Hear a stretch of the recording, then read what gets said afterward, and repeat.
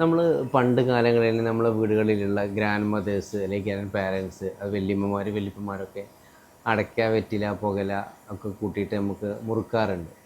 ഇന്ന് നമുക്കത് അന്യം നിന്ന് പോയി എന്ന് പറഞ്ഞ പോലെ വളരെ റെയറായിട്ടാണ് കാണുക. പക്ഷേ ഇന്ന് നമ്മളെല്ലാ പുതിയ ജനറേഷൻ അല്ലെങ്കിൽ പുതിയ എന്താ പറയുക ആളുകളൊക്കെ അതിൻ്റെ റിഫൈൻഡ് ഫോമിലേക്ക് മാറിയിരിക്കുകയാണ്. ഗുഡ്ക അല്ലെങ്കിൽ ഹാൻസ്, പാൻ പരാഗ് അത്തരത്തിലുള്ള കാര്യങ്ങളിലേക്കാണ് നീങ്ങിയിട്ടുള്ളത്.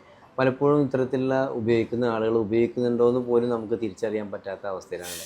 പക്ഷേ അതിലെല്ലാം ഈ അടയ്ക്കൻ്റെയും ഇതിൻ്റെയൊക്കെ അംശങ്ങളുണ്ട്. പുകയില ഇതിൻ്റെയൊക്കെ ഉണ്ട്.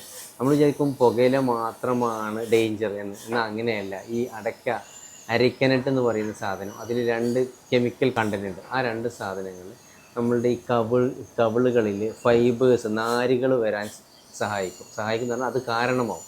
അത്തരത്തിലുള്ള ആളുകളിൽ സ്ഥിരമായിട്ട് അടയ്ക്ക ഉപയോഗിക്കുന്ന ആളുകളിൽ ഈ വാ തുറയൽ വളരെ, കാരണം നമ്മൾ വാ തുറക്കുന്ന സമയത്ത് ഇതിൻ്റെ ഈ കവിളിൻ്റെ ഇലാസ്റ്റിസിറ്റി, ഇതിൻ്റെ ഈ കവിള് വലിയുന്നത് കുറയും. അത് കാരണം അവരുടെ വാ വളരെ കുറച്ച് മാത്രമേ തുറയുള്ളൂ. അത്തരത്തിലുള്ള ആളുകൾക്ക് ഭക്ഷണം കഴിക്കാൻ പല ആളുകൾക്കും ബുദ്ധിമുട്ടാറുണ്ട്.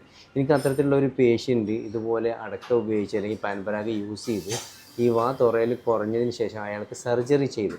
ഈ സർജറിന് ശേഷം അയാൾക്ക് ഇത് പിന്നീട് ക്യാൻസറായി മാറുമെന്ന് പേടിച്ചിട്ട് എല്ലാ 6 മാസം അല്ലെങ്കിൽ 3 മാസം കൂടുമ്പോഴും ആ രോഗി എന്നെ ഇടയ്ക്കിടയ്ക്ക് വിളിക്കും. കാരണം അതോടുകൂടി ഇയാൾക്ക് ടെൻഷനായി.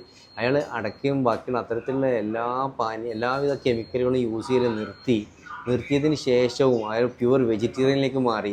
ആൻറ്റി ഓക്സിഡൻറ്റും വൈറ്റമിൻ ടാബ്ലറ്റും സ്ഥിരമായിട്ട് കഴിക്കുന്നുണ്ട്.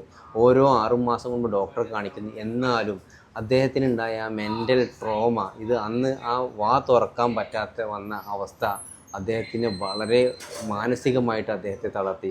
അപ്പോൾ അതിനുശേഷം അദ്ദേഹത്തിന് ഇപ്പോഴും ഒരു പേടിയായിട്ടിരിക്കുക, എന്നെങ്കിലും ഇത് ക്യാൻസറിലേക്ക് മാറുമോ എന്ന് പേടിച്ചിട്ടാണ് ഇപ്പോഴും അയാൾ ജീവിക്കുന്നത്.